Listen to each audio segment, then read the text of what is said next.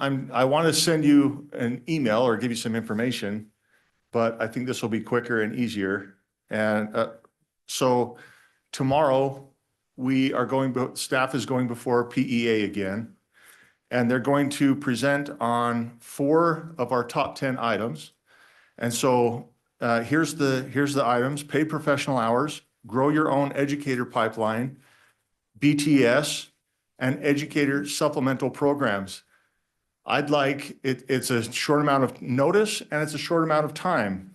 But if you feel like you can represent one of these subjects for 3 minutes at the table with Scott, then I'm happy to have you go do that.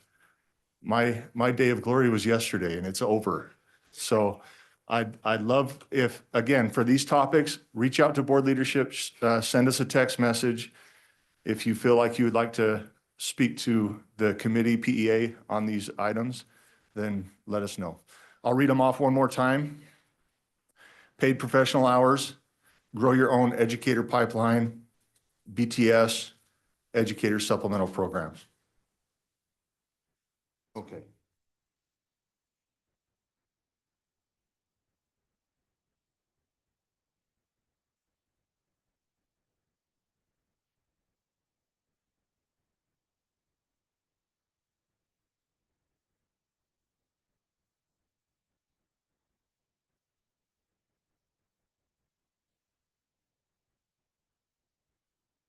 Okay, you're live.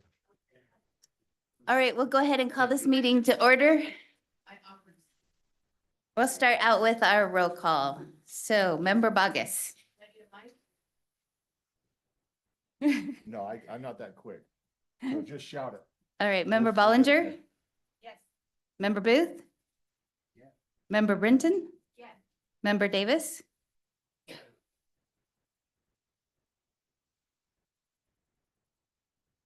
Member Earl? Yes. Member Green? Yes. Member Hall? Vice Chair Hart is on her way. Board Chair Hymas? Here. Member Kelly? Member Carey? Member Lear? Member Real? And Vice Chair Wood, I am here. Thank you. We are just going to start. So this is I want to welcome you all to our first legislative board meeting of the 2025 legislative session. And for the public benefit, our agendas will primarily be the same each week. And the purpose of these weekly meetings is for the board to receive timely updates regarding budget priorities and bills that impact the public education system, to hear from legislators who may want to receive input on their bills or whom we have invited to learn more about their bills, and to make potential recommendations on legislation. We're asked to end promptly at 1:30 so that the room can be prepared for the Senate Judiciary, Law Enforcement, and Criminal Justice Committee to meet at 2 o'clock. Today, we have 2 important items that our agenda will be adjusted for. We have a time certain at 12:30 with Senator Fillmore to discuss Senate Bill 102, public education funding modifications. So we'll pause whatever we're doing when he arrives. And then we will end our legislative discussion at 1:20 for Vice Chair Hart to lead us in a discussion regarding the state superintendent search process. On one final note before we get started, item 4 is set aside for board recommendations for potential legislative funding and statutory change requests. Now, we can't prevent you from making motions, but we as leadership have talked about it, and we would really recommend these first few weeks where we're early in the session that as a board, we do not take specific positions on bills. If you have a concern about a bill, please use this time to direct staff to work with the sponsor rather than opposing the bill. We believe we'll have a greater opportunity to impact positive change by working with our legislators first. But of course, we can't stop you from doing with whatever you'd like to do. But if we can work together to make a positive impact, we think we'll get farther. So we'll go ahead and get started. We have Elise Newey, and is Greg working with you? Just you. Okay, we'll turn the time over to Deputy Superintendent over Policy, Elise Newey. Oh, it does work. Okay, sorry. Elise Newey, Deputy Superintendent of Policy. I just wanted to give you a couple of helpful hints when it comes to following the legislative session, especially if this is your first time around. a couple of resources that you can use to help you in your efforts over the next few weeks. So the first would be our website, our legislative session website. There you'll find several different resources that you can use to follow and track legislation that impacts USBE and education here in the state of Utah. So here on the left-hand side, things about the legislature, and we'll go over that in a second. The calendars are really helpful and important, especially if you're hoping to attend or watch any of the education committees. On this side, however, these are our USBE created resources.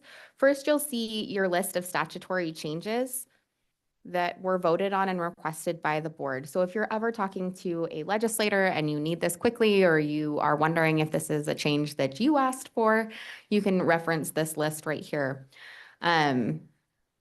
The same with the funding request. So that's available on that same website. But I'd also love to show you, this is our tracker. So this, the policy team reviews each of the pieces of legislation that come out every single day, and change and update this tracker to reflect all of the bills that we are tracking as an agency. So right now there's about 28 pages of bills, but we tried to narrow it down for you. So we have just the most important information. We've got the title, the bill number, that hyperlinks to the actual bill itself, some of the information regarding the fiscal impact or whether or not it creates a new program, as well as the current status. So those are the resources that we have available on our website. On the legislative website, this is also a really helpful place. If you haven't yet, I would suggest first creating your own account on the legislative website. That way you can find your representatives quickly. You can also track legislation, both by specific legislation, but also by code. So if there's a particular area that you want to track, this is a great way to do that. One of the benefits of tracking legislation this way is that you will get updates on when these bills are on an agenda. So if you click on the side, you'll have all of yours that you're tracking, right? It will let you know which ones are on an agenda and what time. And that way you can attend, you can watch, you can get in contact with the policy team and say, hey, quickly, I need this, from you, whatever it is. So those are just some helpful places to go. The last one I'll show you, because I know you've got a lot, is the new bills. So on the main page of the legislative website, scroll down to right in the center of the general session, new bills, and this will tell you as bills get published and numbered in real time.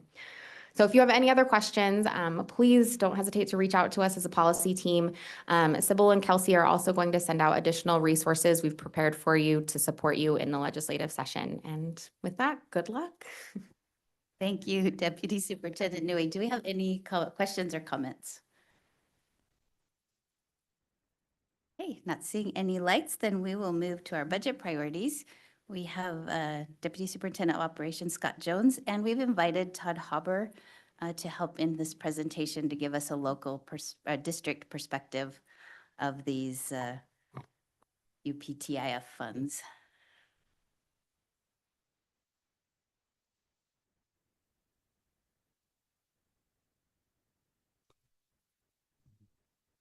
Madam Chair, Deputy Superintendent of Operations Scott Jones. This is an information item. It's intended to be informative to the board as slightly before the start of the session. There was some media attention and some concerns or questions brought up about balances in the local education agencies PTIF. In the backups, you can see that we've given you some specific examples that were shared from the treasurer to, in particular, Representative McPherson, who I believe Mr. Hauber is going to meet with later today to discuss this further. And so, again, we just want to make sure that you get an LEA perspective or a district perspective on the attention that's being or is surrounding PTIF accounts. So if you can pull up the Granite example, I know. See, I'm putting Todd right on the spot. I really think it's a value add to you as board members to get Mr. Hauber's perspective because what he's saying to you today is what I believe he said to Representative McPherson and will say in the future too. Very important information. So without further ado, Mr. Hauber. All right, so my name is Todd Haber. I'm the business administrator for Granite School District. With regards to the PTIF account, there's been some confusion that the PTIF account represents our fund balances or the dollars that we have in reserves. There actually is a fundamental difference between the two. I'll just say up front, the PTIF account is like a bank account, if you will. We receive monies and we need to put them somewhere. And so we put them into the PTIF account. Fund accounting, which is what we have to do for governmental reporting, is what are the purposes of those funds and where are they committed to? What are they obligated to? Or are they just free revenue waiting for a purpose? So I want to make sure that when I talk through some of this, there's two worlds in which I think they're getting conflated. What's in our bank account versus how are we using the dollars? So the PTIF account is, in that sense, fund agnostic. It doesn't ask what levy did you get that money from? Did that come from the state? Did that come from the federal government? It doesn't ask those questions. It just says, you have money, I'll hold on to it and I'll let you earn interest on those dollars as you keep it in our repository. So that's what you see in the backup here. That's basically a bank statement saying, here's the dollars that came in. It came in from a state source. It came in from a local source, has interest earnings, and it's really just reading a bank statement. The concern that we have is that reading the bank statement is not going to tell you why we do this. It just tells you where it is and how we're investing the dollars and whether those dollars are at risk of investment risk, but it doesn't tell you why. So with your permission, I'd like to talk about the whys. Why do balances look as large as they do, or why do they even exist in the first place? So first of all, within statute, school districts are able to hold on to 5% of their operating revenues as a reserve, often called an economic stabilization account, or more commonly called a rainy day fund. So we can put 5%, put it in there, and it is locked up according to board action. So I, as an administrator, can't say, oh, I'm going to come up short this month. I need some extra money. I'll go dip into the rainy day fund. Can't do that. Those dollars can only be released out of that fund by a resolution of the board. So there's a public meeting, there's a board action. Those dollars are then used for whatever purpose. So it really is a rainy day fund that will have all kinds of justification for its use. Next to that, about, I don't know, I want to say 12 years ago, maybe 13 years ago, school districts were providing post-employment benefits, things called OPEBs. And the legislature was concerned that school districts were providing these benefits for employees into the future, but they were not acting fiscally responsibly. They were not setting aside the funds in order to fulfill those obligations when they came due. School districts countered at the time and said, well, we budget on an annual basis, so we look to the next year and we'll have sufficient funds in a budget to pay the obligations that will come due that next year. And the legislature said, no, that's not good enough. If you have an obligation that will run out 30 years, you need to have the money on hand to support that obligation. So they gave districts a couple of years to make a choice. We could either choose to discontinue the OPEBs, or we could fully fund the OPEBs. A number of districts decided not to provide those OPEBs anymore, and so that fell off their balance sheets. And a number of us decided to continue to maintain those OPEBs. Well, we have to put that money somewhere. If we're going to fund it 100%, I've got to put it somewhere. Well, it's in the PTIF account. So you'll see larger balances for those school districts who have decided to maintain OPEBs. And those are funding for future obligations. In addition to that, some of us are self-insured, which means we are funding our own health insurance packages, dental packages, risk for workers' compensation, things of that nature. We're holding on to reserves to pay out any of those claims as they come along. And industry standard is somewhere between 3 months of claim experience or 25%. So those of us who are self-insured have, again, set aside dollars to be fiscally responsible in managing a self-insured fund. Where do those dollars go? They're also in the PTIF account. So in Granite's district, just those three categories alone, I'm over $250 million to maintain OPEBs, my rainy day fund, and my self-insurance funds. Beyond that, since again, the PTIF doesn't care what fund these monies are in, I also have capital expenditures. You'll have a district, in some cases, they will go in bond. And when those bond proceeds come in, they come in all at once, and then they pay for the schedule of construction. So you have depending on when you look at the PTIF account, you may have caught a district in that process of receiving their bond revenues, and they're going to, again, put it in the bank, earn some interest on it until they have to pay their construction costs. In Granite's situation, we're shifting from a debt service schedule to a pay-as-you-go schedule. So we're capturing levy revenue from our capital levy and retaining that on hand. And we're allowing that account balance to build to then pay for our capital projects in an effort to avoid interest costs on debt servicing. Again, as we collect those dollars, it begins to build. If you're going to build a high school, you're 100 million plus. If you're going to build junior high, you're 60 million plus. If you're elementary, 30 million plus. So whatever your schedule is, just multiply that out and say that's how much money the district will have on hand in order to begin paying on a construction schedule. In Granite's district, we're about the $80 million range of holding on to funds for capital projects that we need to finish out and we have scheduled for the next 2 years. Add that all together and you can get to a number that's north of 300 million just with a Granite school district in those particular categories. So hopefully that gives a little bit of flavor and perspective as to why in the bank account or the PTIF account of fund balance, or that balance would be as high as it is.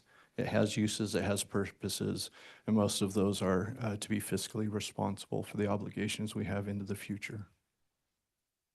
Thank you, Mr. Hubbard. Do you have anything to add? I do not, ma'am. So subject to any questions or concerns by yourself or any of the board members, this concludes the information item on the PTIF accounts.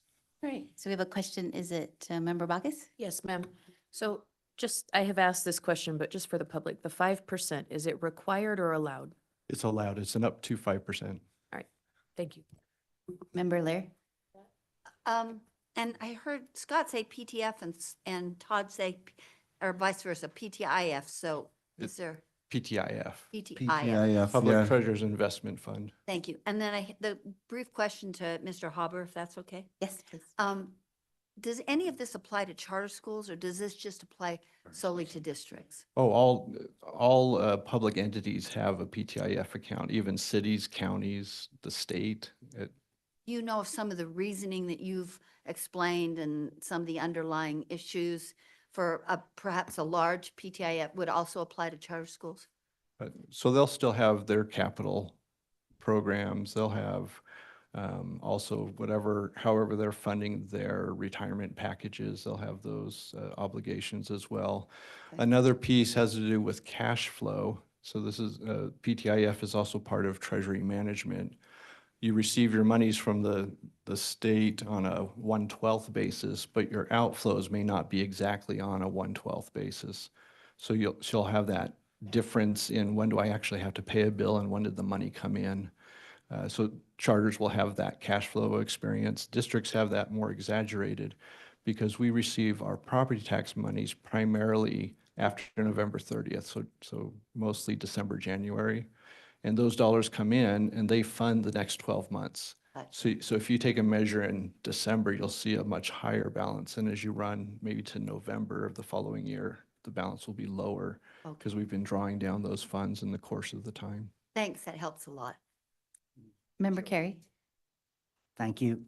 Yeah. I'm grateful that you took the time to come in and I certainly think there's wisdom and prudence in having, I think, a rainy day fund. And I don't think LEA should be penalized for that. If I'm reading this image correctly, it looks like your average daily balance from January 1st, 2018 through December 31st, 2024 was the average daily balance, $365 million. And some, it's not the exact, it's the rounded figure. Is that correct? Yeah, so yeah, you're looking up in the top right corner, 365, yes. And so if we took every day from January 1st, 2018 through December 31st, 2024, the average daily balance would be that $365 million. Is that correct? That's how I would interpret this report. And thank you, Chair. And then you mentioned that a lot of this money was dedicated or spoken for or held in reserve for capital. I'm interested in what percentage of these funds are, and the term you used was free reserve or free revenue. What percentage of this $365 million would be that unallocated? Yep, so if you wanted to, you could pull up our financial statements for fiscal year 2024. It's out on our website. On page 29 is our fund balances, and there's about $9 million that is not committed to a specific project, as I've described already. And Chair, I just have one or two more questions. Is that? Go ahead. That's fine. I don't have a microphone. Can I just Oh. ask? Remember, this is one district, and I know you know that. I'm reminding the public, even though they can't hear me, but this is one district out of many that they're looking into. But thank you. Yep. Thank you, Chair. And so the $9 million, does that represent the free unallocated money of this 365 million? Is my understanding correct? That would be in that balance, yes. Okay, and just one other question, Chair, or sorry, Chair, Vice Chair. It says that the interest earned, if I'm reading this correctly, between January 1st, 2018 through December 31st, 2024 was $67 million. Is that correct? So on our financial statements, again, if you go to that page, we reported $13 million of interest earnings. So I would have to take a minute and review this statement here to reconcile what is being reported as interest earnings there and what I report on a fully accrued accounting basis. It's really impressive that you can do all that from memory. It really is. But my question is, setting aside the amount, when interest is accrued, is that free revenue or does it follow the original dedicated purpose? Does that make sense? So in our accounting practice, we assign a proportionality rule. So if the funds came from general fund, that proportion will accrue and be reported in the general fund. If it's related to the balance of the capital fund, it will accrue to the purposes of the capital fund. If it's in the debt service, same scenario. And we manage about 7 different funds. So we do proportion that out according to fund. Again, PTIF is fund agnostic. It doesn't care. It doesn't ask. I have to, for accounting purposes, assign that. Vice Chair Wood, thank you very much. Thank you. One question that I have, is that 9 million over and above your rainy day fund? Is that? Yes, it is. Okay, thank you. Any other questions? No other lights. All right, we seeing no other lights. Thank you. Thank you, Mr. Hubbard. Thank you, Deputy Superintendent Jones. All right, we will go on to our review of legislation. We have Deputy Superintendent Policy Elise Newey and our policy analyst Greg Cannell.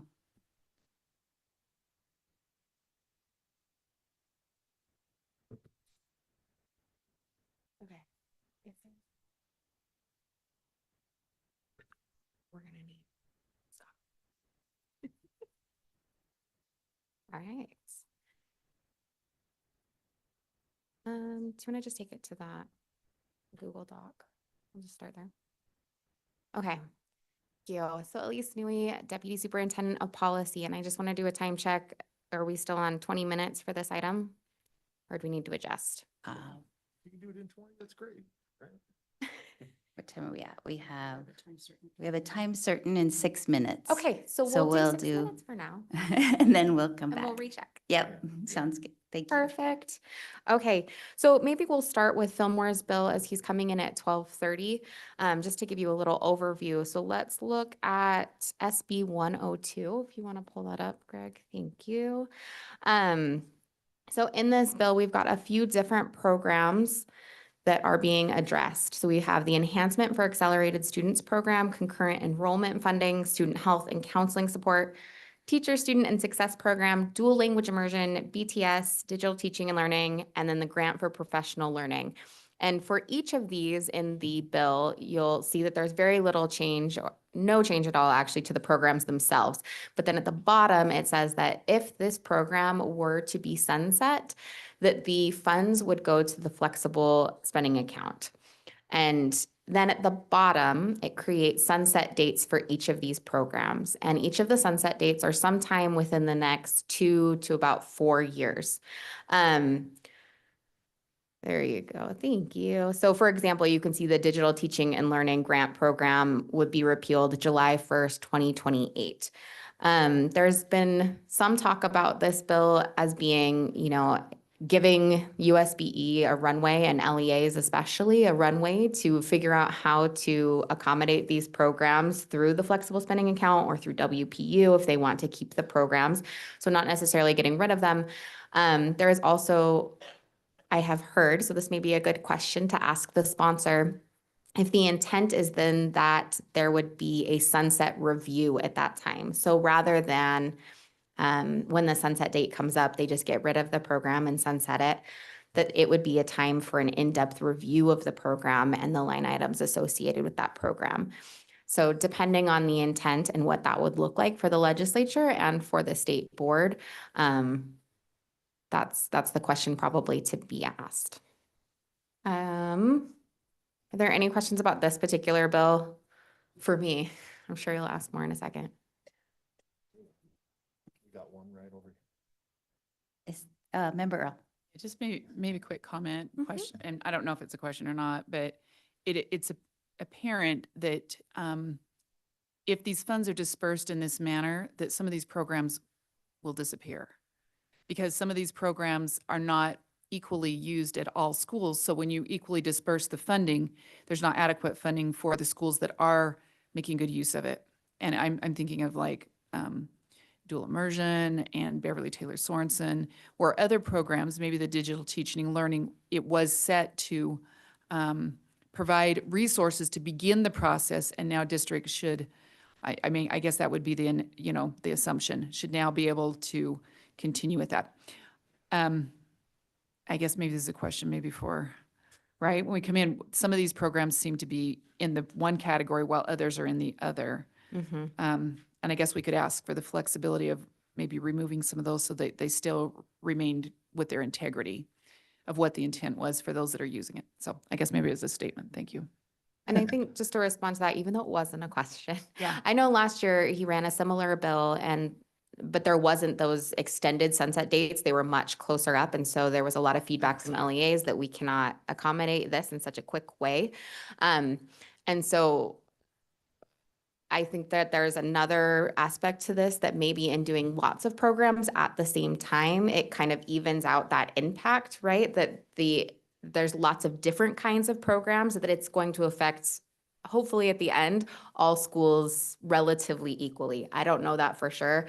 I'm just saying that may be an intent from the sponsor. So something to consider. Member Carey. Thank you, Vice Chair. Deputy Superintendent Nui, what is the driver behind this? Like, is it to bring it in conformity with the other laws that require a sunset? Where is this coming from, if you know? Thank you, Vice Chair. Oh, I thought you were going to respond. I do not know. So that's, something else to ask the sponsor. And Member Carey, we're specifically having Senator Fillmore speak to this bill. So some of our questions that you may have may be better directed to the sponsor. I actually didn't want to ask him, and that's why, no. But that I was trying to get out of that, but it looks Okay. like we'll have to. Thank you. Thank you. All right, Superintendent Dixon. Just, reflecting back, Member Carey, reflecting back on the dialogue from last year that Deputy Nui referred to, the intent was, I'm not quoting him, but he and his co-sponsor were talking about being able to provide flexible funding, so rolling things up into the WPU, and that's been the dialogue from Senator Fillmore and others for a while. So it's that cost benefit of more flexible dollars in the WPU, which might benefit smaller schools and many of our charter schools. At the same time, diminishing programs, that's the other side of it, as has already been explained and asked by Member Earl. So that was the dialogue last year. The intent was just to roll things up in the WPU for more flexibility. Member Lear. Oh, sorry. Thank you. I'm not sure, this probably isn't a question for Elise, but maybe Scott? Did he go away? Oh, there you are. And I rather have it from our staff than from Senator Fillmore. My concern is, as I read these programs, I'm concerned that there's an economy of scale issue. And so if they're sunsetted and 3 districts want them, which I have some sympathy for, but that doesn't mean that they can be effectively offered in the same way they are now. So am I completely making that up, or is this a more doable process if that's the philosophy that's chosen by the legislature? Madam Chair? Yes, please. So my response to Board Member Lear's question is, it does depend. So when you take a program such as dual language immersion, right? We know right now that not every student participates in dual language immersion. And this is the decision point, or the key consideration is typically when these are quote unquote terms we use rolled up into the WPU or put up into the flexible allocation, it's with the intent of spreading those funds out among more students, right? And then allowing for the choice at the local level to either continue the program or start the program because they didn't, some were not receiving those types of funds in the past. But obviously, that amount of money is not sufficient to fund the program fully, right? Where every student could participate. And Scott, Yeah. can I? Yes, ma'am. Just in the interest of time, let me interrupt you. Sure. I'm more thinking, because I think your point's really well taken. However, I was more thinking of economy of scale across LEAs. Right, because then you get into local expenditure factors that take place. The hiring of teachers is more expensive in some places than the others. So definitely the short answer is economies of scale is a very heavy consideration or weight And on even that decision. something like Beverly Taylor Sorensen, if there are, Right. if there are only 10 schools, 10 districts, LEAs who choose to participate, clearly that's not going to be affordable in the same way for those 10 districts because of the training and the Right. materials and the support. And Yeah. so I'm just The, concerned. if I may, Madam Chair, the term we use is cost factors, right? Every LEA could potentially face or does face different cost factors based on where they're located. It may be more difficult to even hire a teacher to run that program. Those types of things, economies of scale, are aptly noted and considered by Board Member Lear. Does that help That- answer a question or It does help. Thank you. provide? Right. Okay. Thank you. Any other lights? Okay, no more lights on this one. Let's move forward. We have texted Senator Fillmore to see where he's at, but haven't heard back yet. So we'll just keep going. Fabulous. Okay, so we can move on to another Fillmore bill. SB 99 is the Excellence in Education and Leadership Supplement. Let me find it really quickly. So this bill is an addition to or amends his bill from last year. So this is the contract that he is working with, or that we are working with USU and this School of the Future. Thank you. And the program is called the Excellence in Education and Leadership Supplement. So there's a couple things that's going on in this bill. Greg, if you could roll down. The first is that it is changing some of the language to call it, just go down just a little bit. Keep going, keep going. It adds in the Utah Schools for the Deaf and Blind, which wasn't there last year, so that's a great one. It's calling it performance pay rather than merit, as it was last year, I believe. Performance-based award. So that changes it a little bit. Speak of the devil, I will pass it on to Senator Fillmore, and I will finish this in a moment. Welcome, Senator Fillmore. Please have a seat. Yeah, We're- my pleasure. We're very grateful for your time And we hope that we have had some questions about Senate Bill 102. Great. So would love to hear your, Okay. the intent and then some questions if you're willing. Senate Bill 102 places sunset review dates on about 6 different programs and then ends one so that money will be distributed by students instead of by teachers. Okay. Any questions? Member Bogus. Review date? Mhm. So it would go through an intense evaluation protocol? Just like any other bill or program at the state that has a sunset review, it would be assigned to an interim committee to review it every number of years to ensure that we're providing proper legislative oversight, to review the program's performance to see if it's achieving its goals in the most efficient way. Thank you, sir. Member Brinton? No? Oh, the light disappeared. Pop. That's okay, we get it. Yeah, any other questions? Do we have any other questions? Okay, Dr. Dixon. Hi, Senator Hey, Fillmore. how you doing? Thank you so much. Do you want to introduce your intern? Yeah, this is Emerald Hi, Emerald Bateman. And yeah, he's great. If you guys need to get a hold of me, he's the dude to call. Thank you. Hopefully he can keep up with you. Yeah, we have a lot of walk and talks. Senator Fillmore, a similar version of this bill was introduced last year, and so or 2 years ago. So we've been Me or someone else? well, you weighed in, but Okay. it was a conversation, maybe it was more of a conversation Okay. held in public at approps. So I'm speaking for myself as I hear the comments, concerns. So the intent is to really have a review of each of these programs, not necessarily to take all of this funding and roll it into the flexible allocation or the WPU, but that would may happen or not. Correct. Based on a review of a committee. Did I hear that correctly? So obviously I can't bind what a future legislature does. I put the language in there about where the money goes to ensure that it stays in public ed and it generally gets distributed in an unrestricted way based on enrollment. But there's no intention to repeal any of those programs, just to review them every number of years. I think I put the first one, the latest one's out at 2024 because we just completed this review really with Beverly Taylor Sorensen and digital teaching and learning. So I set those out. They'll operate as they are now for 4 years. And then in 4 years, they'll just have an automatic review. And my guess would be the legislature would probably authorize them again, maybe make some tweaks to the distribution, move forward that way.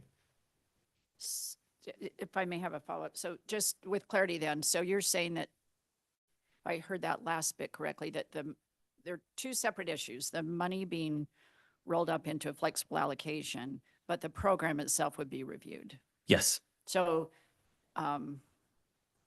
we'll handle those a little bit differently then.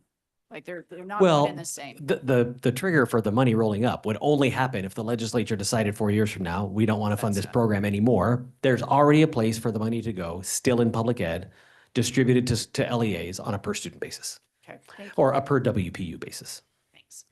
Thank you. Member Bollinger. Good answer. Okay. We good? Member Earl?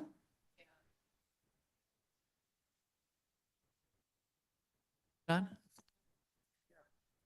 Am I on the right one? Okay, there we go. I think those just answered my questions because I had similar ones because it does look like we're cutting those programs, right? And Well, I can understand that. There are 2 different sections of code, one yeah, for sunsets, one for sunset reviews. These are in sunset reviews. okay. But I understand Which one is in the that people reading that would not know that. Right, and that's why I'm grateful for this. Did you say there was one that is being cut though? The professional staff in that bill sunsets at the end of this year. Okay, that's what, that, thank you. Thank you actually for the clarification. Mhm. Member Rill, is that yours? Yeah, thank you. Senator Fillmore, I'm interested in understanding the process of maybe there was a rubric, if we're going to go into the education world, of the decision on this list and how these programs were the ones that you thought needed to go through this process. Specifically, some of them seem to be more related than others, but concurrent enrollment seems really interesting to me as one of the choices here. I just think that program needs regular oversight and review. We're talking about taxpayer money. It's a fair amount of taxpayer money. Like, we ought to look at that every few years to make sure that it's achieving its goals. Other questions?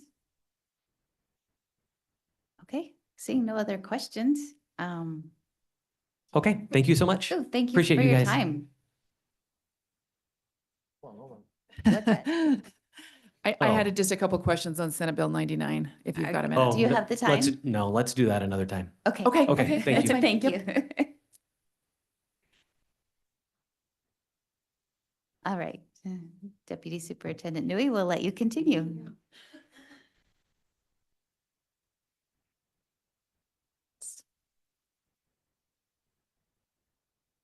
Okay, so Elise Newey, Deputy Superintendent of Policy. Speaking of SB 99, so just as a matter of context, there was a sub yesterday during the Senate Education Committee that the only change in that substitute is the appropriations. There was no appropriation in the first draft. There is an appropriation in the second draft. And in that appropriation, from what I understand, that was already appropriated last year. So this is not a new one, but a reappropriation from last year.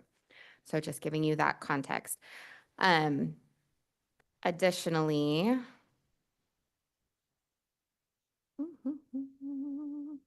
a few of the changes that are being made is that it gives the LEA a little bit more guidance on how they would participate in this program. It gives them 45 days to distribute. Oh, I apologize. It would give us 45 days to distribute the funds after a school has, or an LEA has alerted us that they have identified their highest performing teachers. And so this gives a little bit more clarity, especially for our office, as we would be the funding mechanism for this program. All the funding would flow through us then to the LEAs. The performance-based award still stays the same, $10,000 for the top 5% of teachers, $5,000 for 6 to 10% of teachers, and $2,000 for the top 11 to 25% of teachers. Then the LEA's responsibility after we have distributed the funds, after they've alerted us of who their highest performing teachers are, they would have 45 days to then distribute it to those teachers that had been identified. A big section, if you look at lines 190 through 213, talks a lot about the data and the programs or the methods that would be used to identify those high-performing teachers.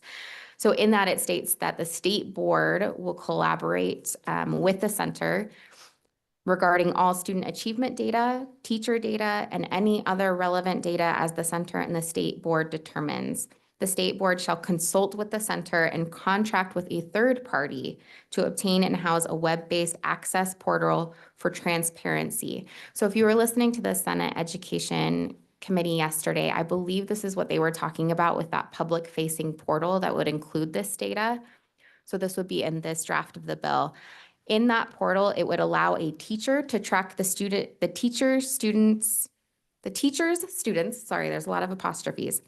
The portal would allow a teacher to track the teacher's students' academic achievement and growth and assess within the teacher's LEA the teacher's individual progress toward becoming an eligible teacher nominee.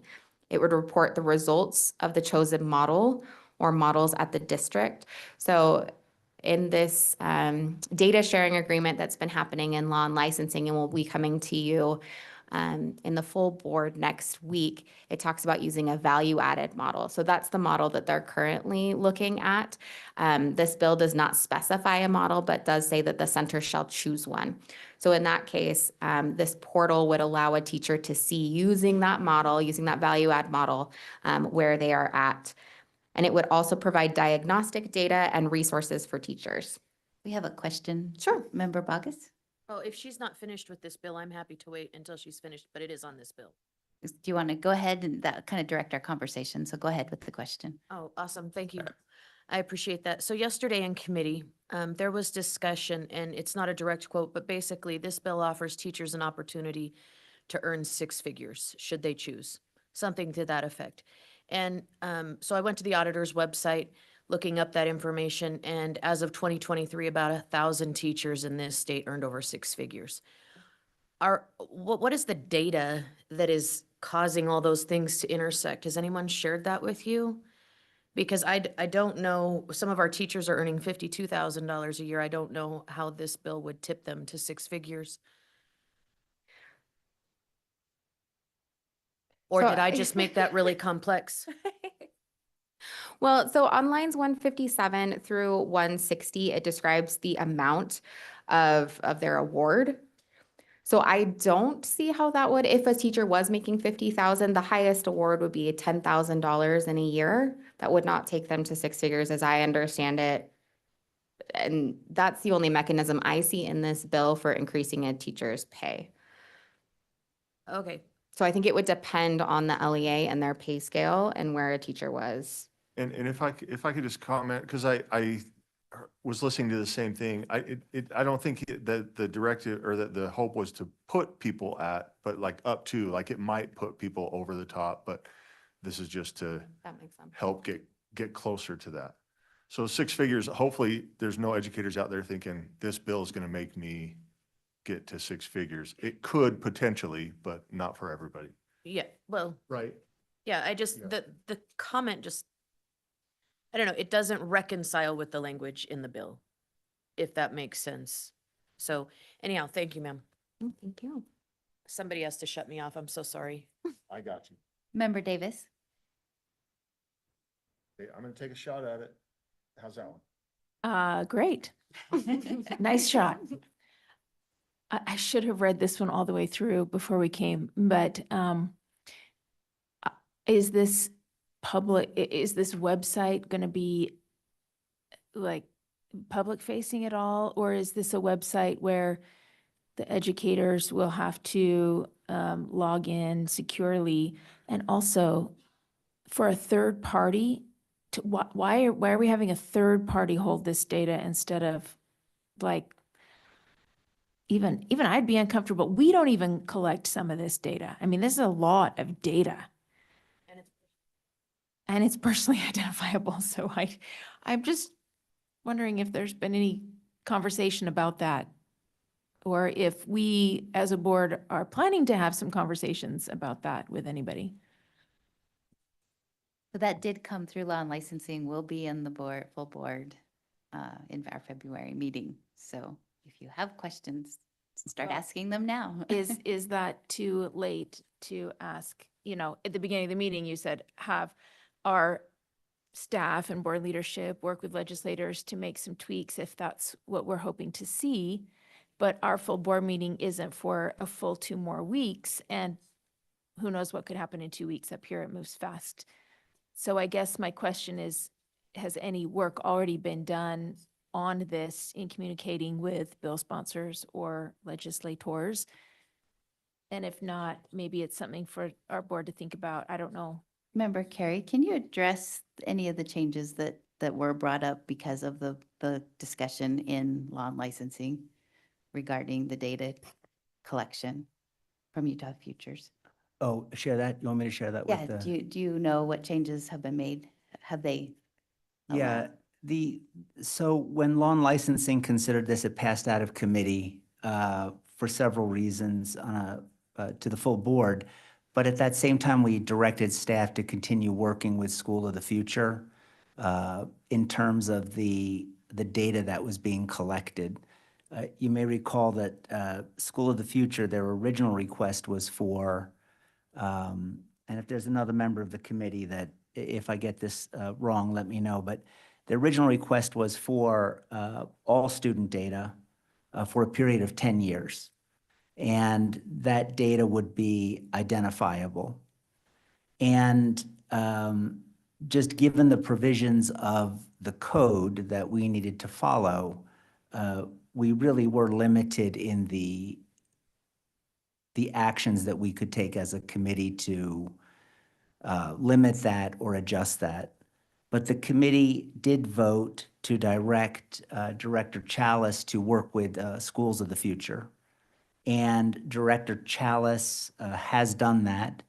And School of the Future has agreed to, I believe it's 2 separate concerns that we raised as a committee. The primary one being that if an LEA has voluntarily opted into this pilot program, that data for their students would not be de-identified because the LEA has voluntarily said, we want to be part of this experiment, this pilot.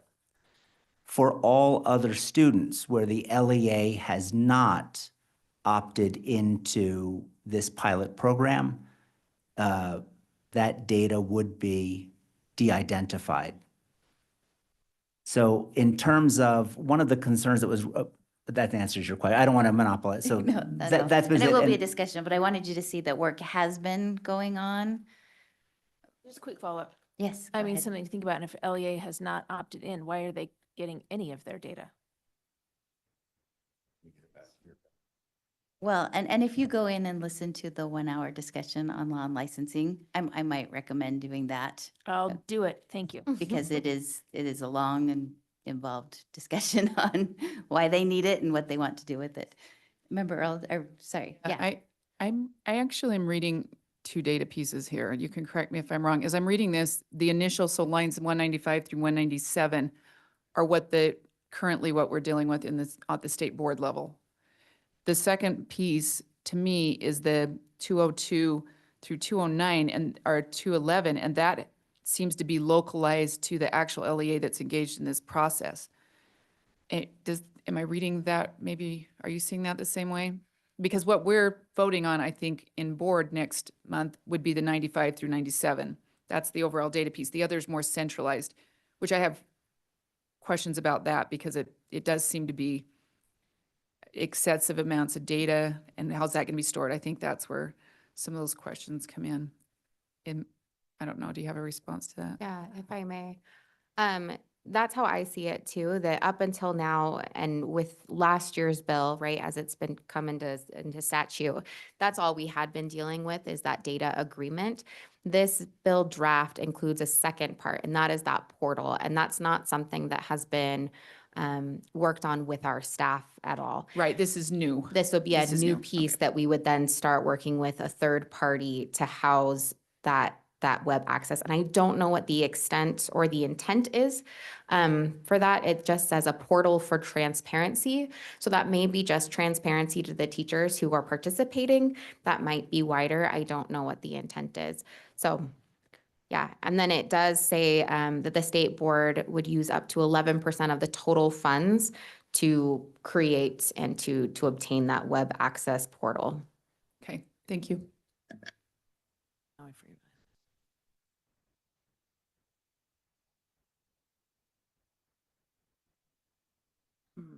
So yes, I should go ahead, or Sorry. was that a yes? Yes, go Okay. ahead. I didn't Thank have you. my mic was off. You know, it's taken me reading and rereading this bill and that hour discussion in law and licensing, and now this discussion to finally internalize what this means. And it does concern me similarly to Member Earl. These are a lot of data that would be pretty widely available. The idea that an LEA student data would be disaggregated and theoretically available only to the student's teacher is troubling, especially in light of the data breaches we have recently seen and the breadth of those and the unexpected nature of them, and the fact that 11% is what the board shall use up to, excuse me, so that we'd be trying to lowball it, I'm sure, because we need money, that we would have to protect. And keep in mind, it's not just student data, it's also sensitive teacher data. And this just really gives me pause as a person who's not usually paranoid about data. But in this case, this is so broad that it troubles me and concerns me, especially in light of what we've seen recently. My second point is that it's a little fuzzy in here where it says, and you may have gone past the line, that an assess okay, it's on line 202, allow teacher to track the teacher's students' academic achievement and growth and assess within the teacher's LEA, the teacher's individual progress. No, not that's not the one. The one that says on C, parentheses C, provide diagnostic data showing the growth and achievement trends for different groups of students. They seem to be blending in this a teacher growth factor, a student growth factor under a certain teacher, but also the academic achievement.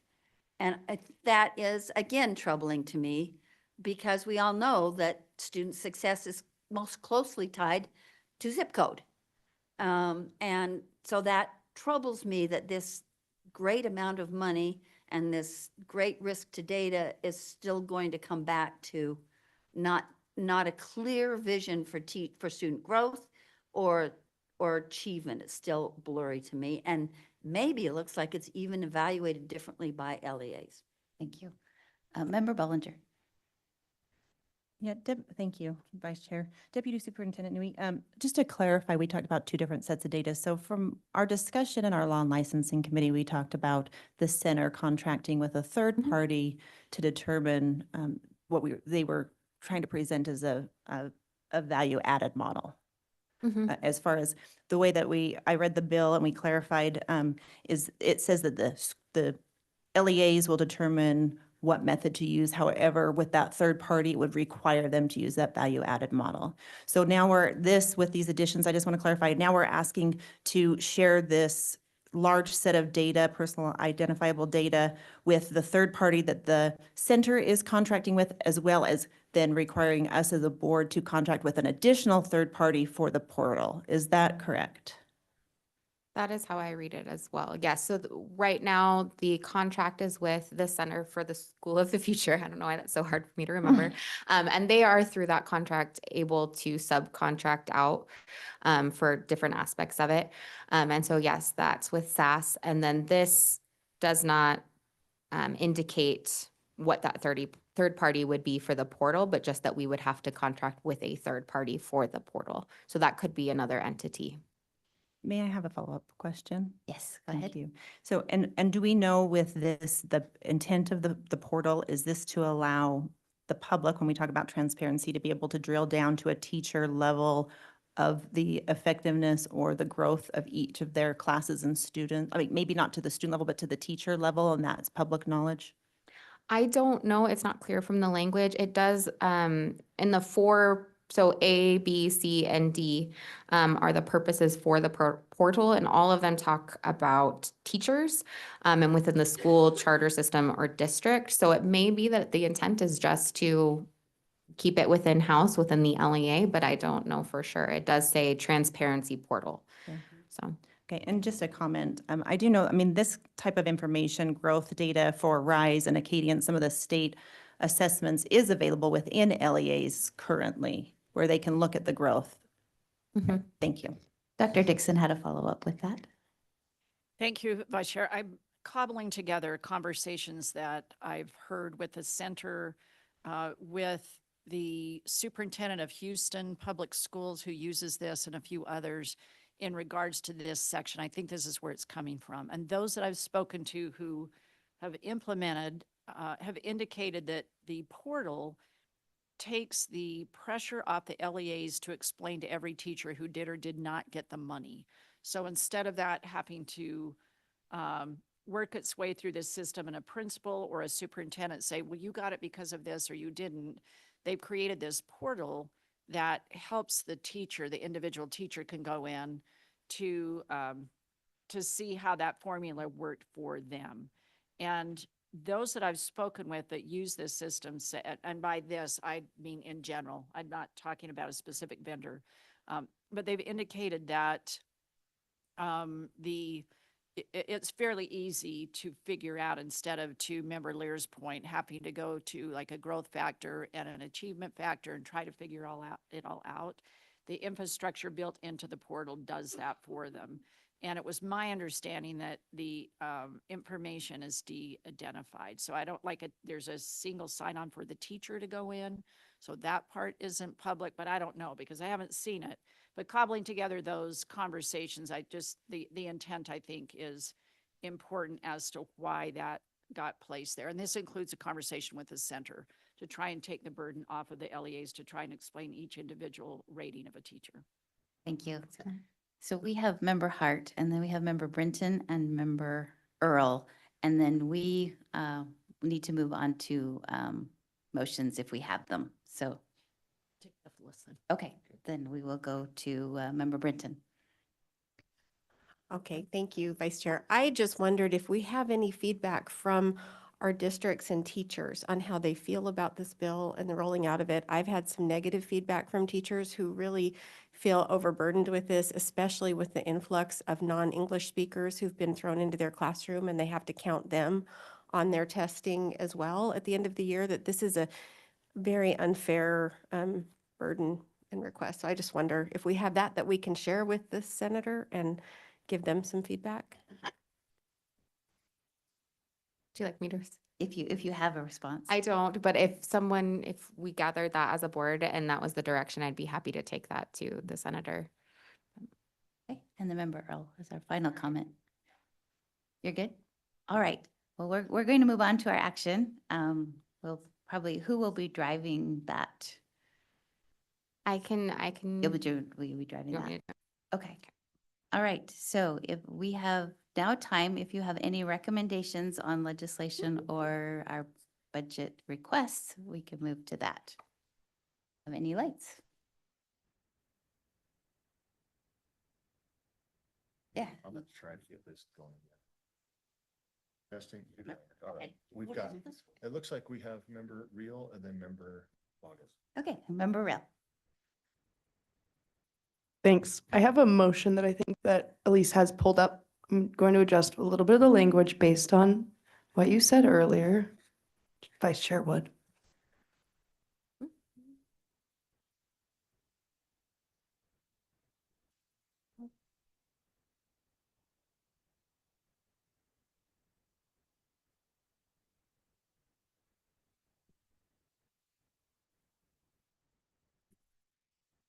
My apologies. I think there's a button up there that goes away from the video to HDMI. I don't know. Have something you want to say? I've had this happen to me in higher ed appropriations and it was so stressful.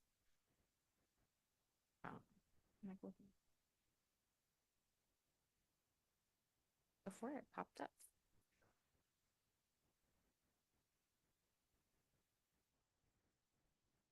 Like, this is where I'm supposed to work.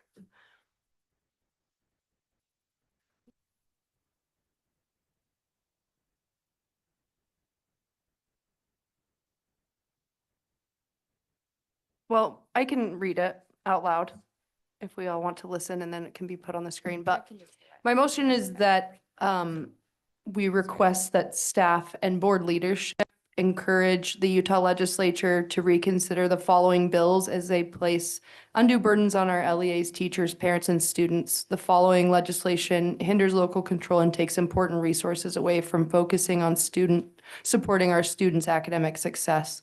And then I have a list of bills that Share document.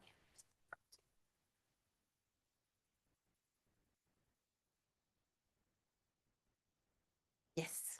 If we can't, Member Reel, if we Mhm. can't get those, could you email want me to those? email it? Yeah, And then we can have those in front of us. If we can't get that. I can do that right now.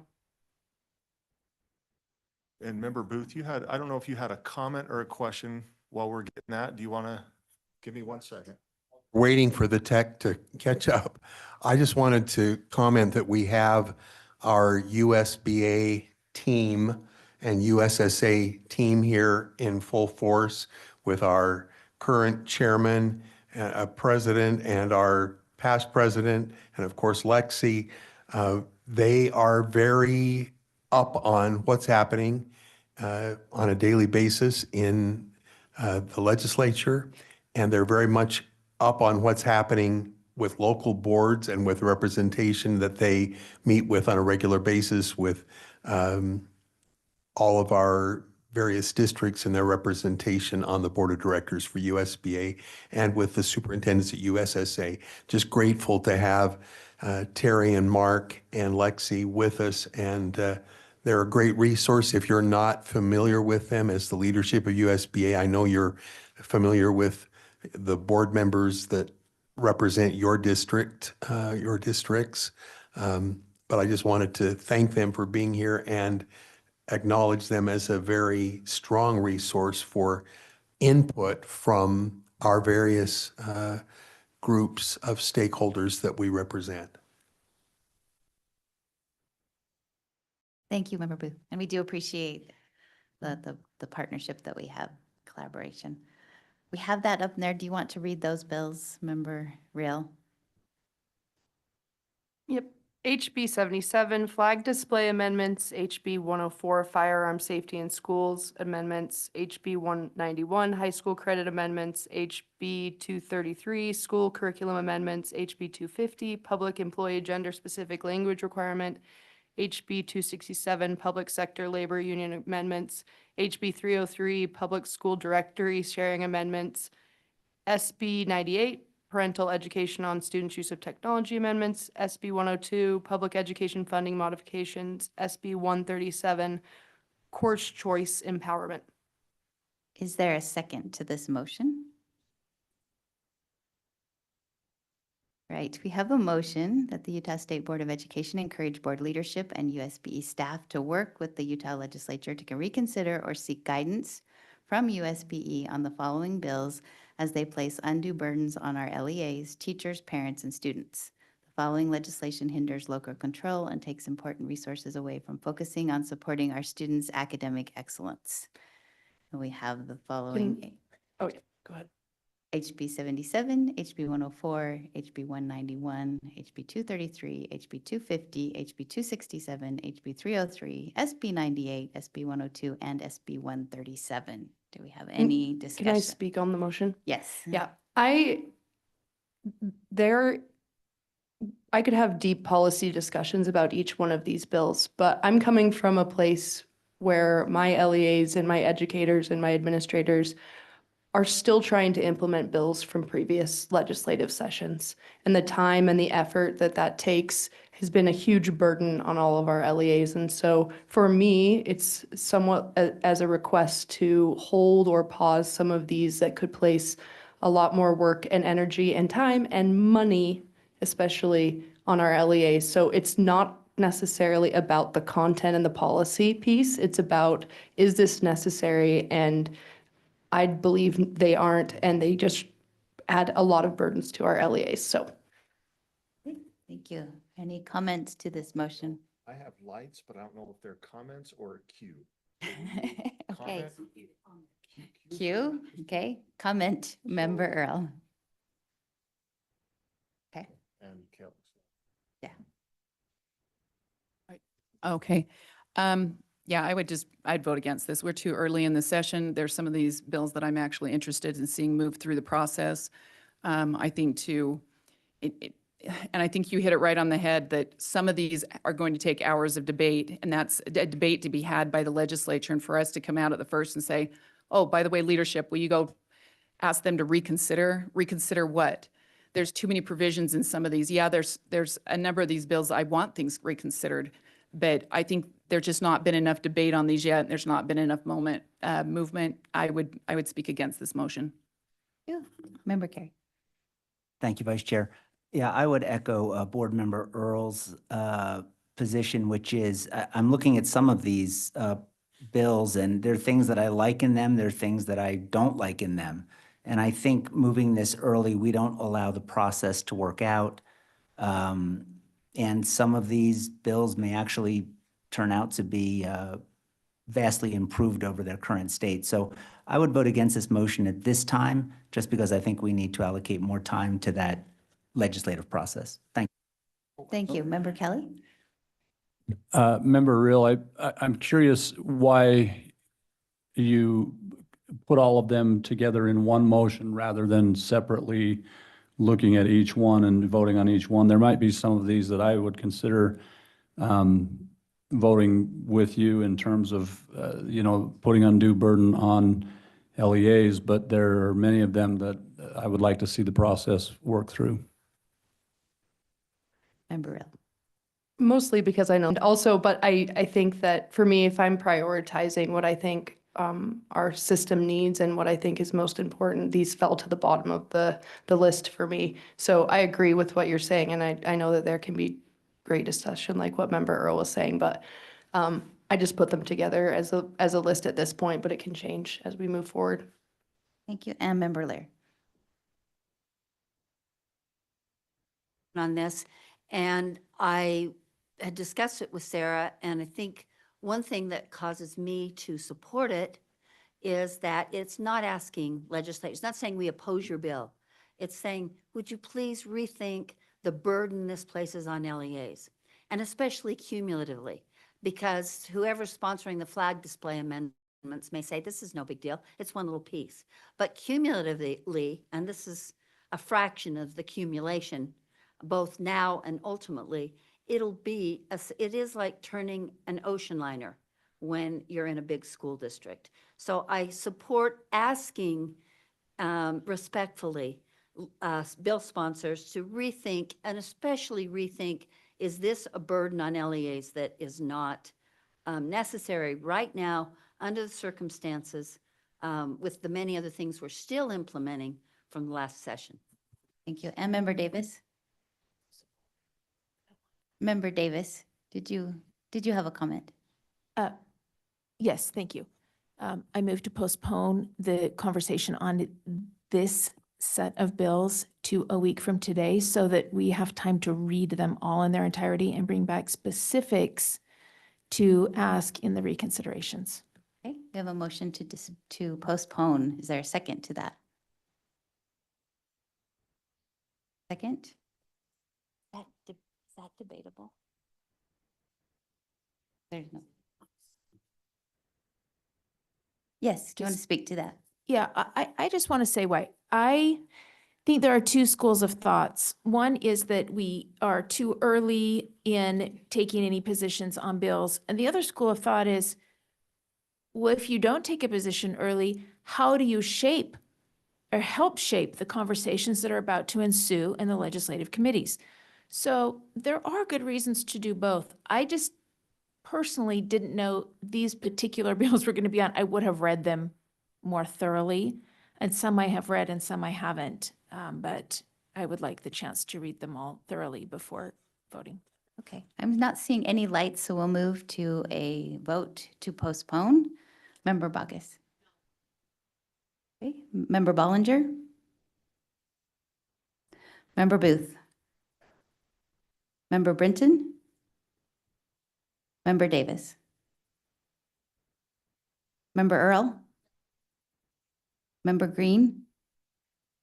Member Hall. Vice Chair Hart. Member Hymas. Or No. Vice Chair Hymas. Chair Hymas. Sorry. That's good.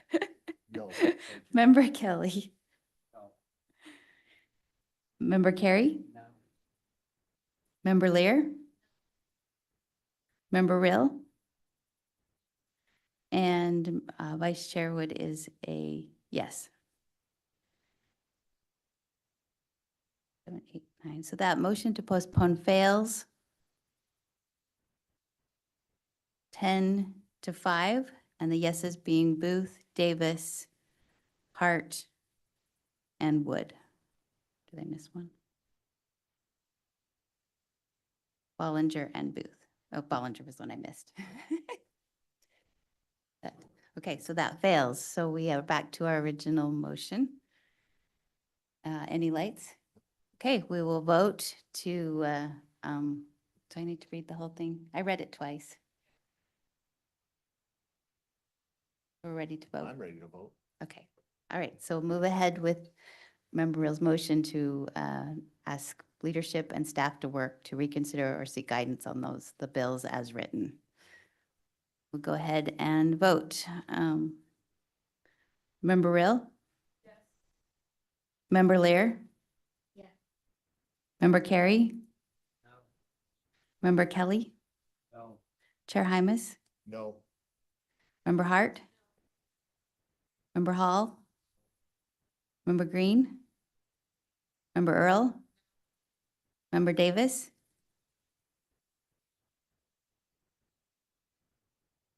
Member Brinton? Member Booth? Member Bollinger? Member Bogus?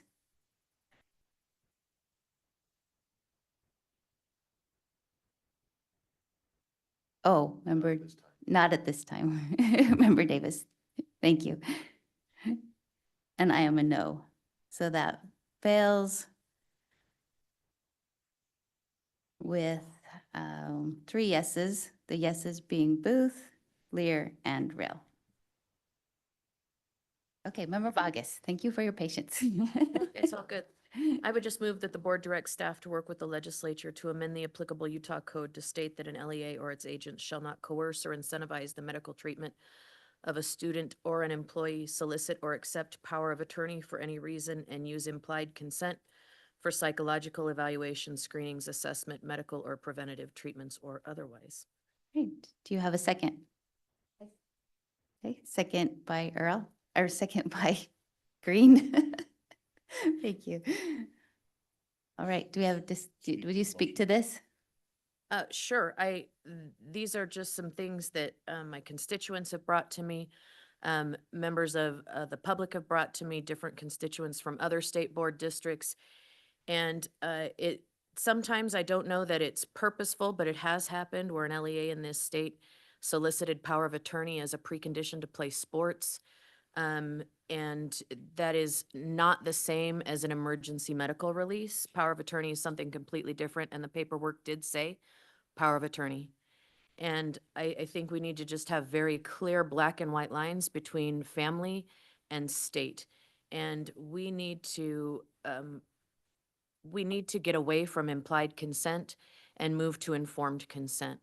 And that is, there's a dichotomy there that some people I don't think understand, but implied consent is not appropriate when we are subjecting children to psychological evaluations and assessments. We need express written parental consent for those things, including medical procedures, preventative treatments, or otherwise. I think the rest stands on its own. And unless you have questions, I'm going to be done with that, Vice Chair. Thank you. Okay, thank you. Member Green. Okay, I think that's it. All right, I would support this. Having lived kind of through a scenario very close to home at a school district, this was during COVID-19 and those times, and seeing how the vaccinations were rolled out in the schools, there were pizza parties offered. It was promised that there would be, you had to have a signed form and that your parent had to be present with you to have that vaccine administered. Long story short, that proved not to be true. And so if we think that we're going to become medical facilities where children have access to everything, and well, no, just a few things, no, it'll eventually, lead to a full medical treatment. I think that these guardrails absolutely should be thought about and addressed, because I have seen this, I've lived through it. And I went and spoke at a local school board meeting about it as well, to just acknowledge that if we are choosing to become medical facilities, that we have those ethics and guardrails in place, especially when it comes to medical outside of parental consent or parental presence in those procedures. Thanks. Thank you. Okay, Member Lear. Recollection, imperfect, is that this is already provided for mostly like 90% in the code. I don't know if you started from that base, but there is a very specific statute that speaks to parents required to give affirmative consent, not implied consent, for a variety of procedures toward children, including psychological evaluations, et cetera. And that one of the sort of stumbling blocks for me in this, I obviously support what the law says now, but this includes teachers, and there are times when an employer can require a teacher to do certain things, usually don't provide an incentive to do it, but the employer can provide or can require an employee to do certain things to stay employed. Periodic drug tests, for an example. Some drug test that might be considered a medical procedure. There are other kinds of things also. Elise was trying to find that section of the code. Haven't looked at it, and I didn't bring my computer. But I would consider this again if it started from the base of what is already in code, and then the teacher element I think doesn't belong in here. Thanks. Member Earl, and then Member Davis.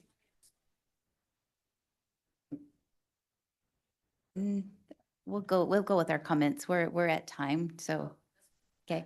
Yeah, just, I, kind of for the, even for the reason for the last motion, I just received this. I'm aware of a number of bills currently moving forward that address some of these items, specifically, looking for, making sure there's specific consent. And I know a number of these items specific to the pandemic and immunizations there have been addressed over the last 2 years. I haven't had time to look to see what we're really asking. I get an idea what we're asking here. I personally need to sort out what's already been done before we start asking staff and others to try to put something together. So at this point, while I agree with the items here, I'm not ready to make a motion to have these things happen. I need to know, additional information, even, just additional information before I could move forward on any of it. Okay, Member Davis. I'm actually in queue for a motion, but I would echo that a little bit. What the information I'd like is legal information, and would we be also precluding any of our responsibilities by making a motion like that are already our legal responsibilities, and which of those scenarios exist? But I'd like to stay in queue for my motion. Okay, and Member Carey. Thank you. And Vice Chair, I have a question for the maker of the motion, if that's. Yes, please. Thank you. My question, Member Bogus, is the use of the word assessments. In that particular context, are you referring medically or are you referring to any type of assessment? So perhaps the better language there would be survey. I'm not speaking about a RISE assessment or something like that. Okay. I'm speaking about surveys, psychological assessments, screenings, things of that nature. Yeah. Thank you. So without objection, I would just amend it to say surveys. Okay. Which is already in the law. In surveys that don't fit what is outlined in the law. In the Lisenby law from last year. Yeah, it's lacking in some areas where implied consent is still being used. And there are situations in our school districts, in mine and others, where students are denied access to certain parts of their educational experience based on either the refusal or failure to provide a certain medical record. And we need to end that. We just need to put an end to it. All right. Well, I'm not seeing any other lights. We'll move to a vote. Member Bogus. Yes. Member Bollinger. Member Booth. Member Brinton. Member Davis. Member Earl. Member Green. Member Hall. Vice Chair Hart. No. Chair Hymas. No. Member Kelly. Yes. Member Carey. Member Lear. No. Member Real. And I'm a no. So that, 2, 3. That motion fails with 9 noes. 1, 2, 3, 4, 5 yeses and 1 abstain. Is that what you had? Isabel? Okay, then the yes votes were Bogus, Brinton, Green, Hall, Kelly, and Carey had an abstain. I really like our electronic voting machine. Have to do math. All right. Said no one ever. Never before. All right, we have Member Davis in the queue.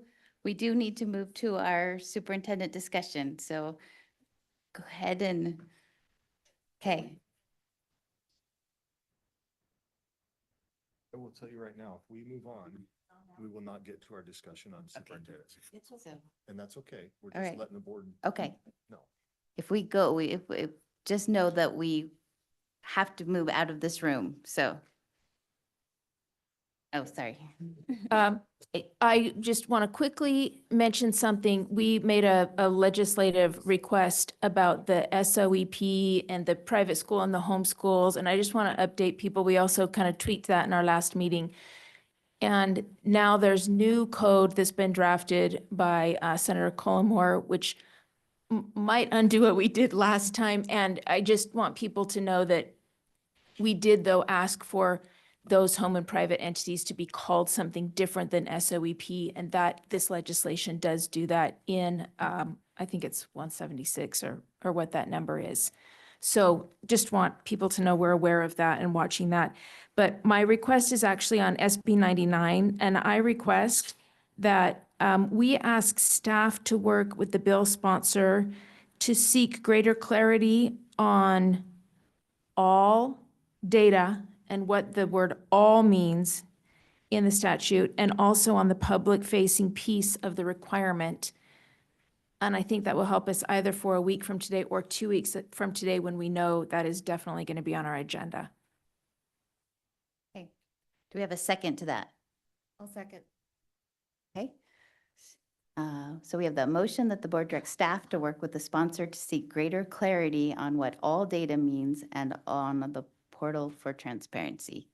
Any discussions to this? The public-facing. Public-facing portal. Yes. Yeah, Data mean. It's data are plural. is plural. The term Our is portal. plural. Thank you. Any lights? Okay, Member Earl. Yeah, the public-facing. Thank you. Mine is just a call for the orders of the day, but if this is the last vote, then I don't need to do that, so. Have no other lights, so we Okay. can go on for a vote. Okay, seeing no other lights, we'll move to a vote. The motion is that the board directs staff to work with the sponsor to seek greater clarity on what all data mean and on the public-facing portal. Move to a vote. Member Booth. Member Brinton. Member Davis. Member Earl. Yes. Member Green. Member Hall. Vice Chair Hart.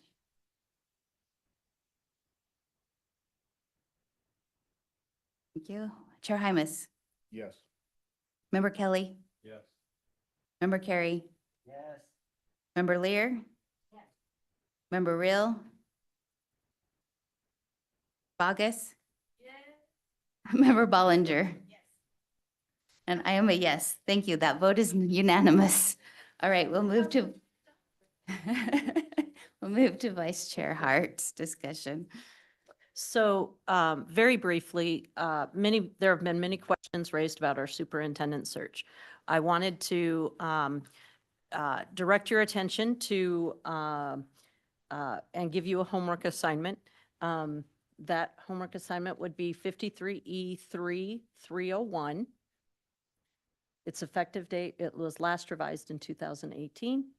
It's part 3. It's entitled State Superintendent. You need to read that section. Yeah, I can, I will. And the next time we talk, I'm hoping that board members will come with some suggestions for what they would like to see in qualities for the next superintendent, so we can get this conversation started. We also need to talk a little bit about logistics. We do not have, because of logistics, we don't have time to talk about that right now. But we do need to select a search committee of members of this board. And so I would be interested in your thoughts on how to do that fairly and appropriately. I'm also interested, the third thing that we're interested in getting feedback on, as leadership is interested in getting feedback on, is what your ideas or what you're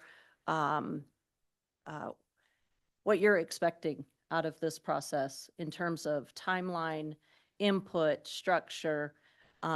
We'd like to hear, everybody has their own idea of what this looks like.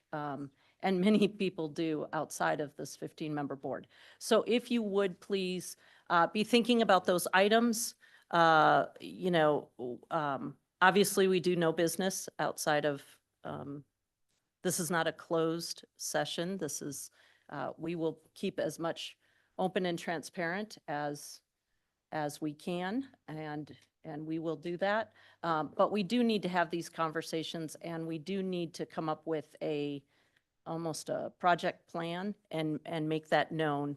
And we want to make sure that as many of you, the things that you envision in this process are things that, that we have included, so that it's an inclusive process. So if you can, I'll send out that information.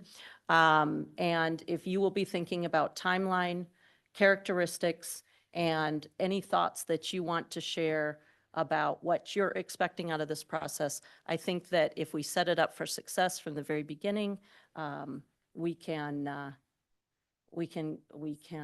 proceed with success.